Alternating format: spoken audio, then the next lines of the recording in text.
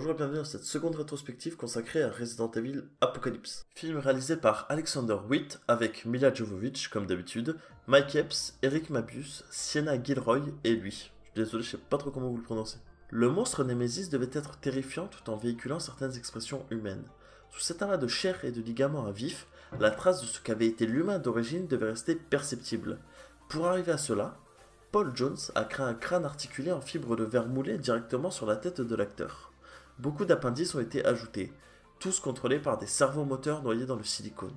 En portant le masque complètement couvrant, l'acteur ne conservait le contrôle que de l'ouverture de sa bouche. Pour le rôle, Milla Jovovich a suivi un entraînement intensif et très poussé. Elle a passé 4 mois complets à devenir experte de tout. Elle peut se battre avec n'importe quoi. L'actrice a notamment étudié la capoeira, une discipline de combat brésilienne très spectaculaire. Elle a également subi un entraînement intensif pour le maniement des armes avec Phil Spangenberg, excusez-moi, qui a entre autres formé Mel Gibson et Will Smith. A l'origine, c'est Natasha Henstridge, célèbre pour son rôle dans La Mutante qui devait tenir le rôle de Jean dans toute la saga. Mais vous connaissez la suite, c'est finalement Sienna Gilroy qui l'a remplacée au dernier moment.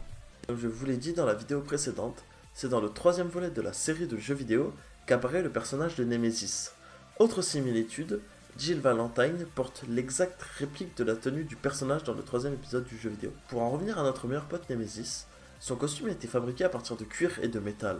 Sa peau a été travaillée avec du silicone. Afin de lui donner une taille impressionnante, le monstre porte des plateformes en fer sous ses bottes.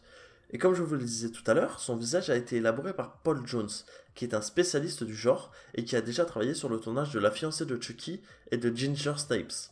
Ce nouvel opus a principalement été tourné au Canada, à Toronto et autour d'Hamilton. L'architecture de la mairie de Toronto a fortement impressionné le réalisateur et son équipe technique qui en ont fait un bâtiment important du film. De nombreux groupes connus ont participé à la bande originale de ce film. On peut notamment citer Slipknot, Rammstein, Dave Jones ou encore Rob Zombie. Voilà, cette vidéo est terminée. Je vous remercie de l'avoir regardée. N'oubliez pas, il y a un petit sondage en haut à droite et je vous dis à demain pour Resident Evil 3 Extinction.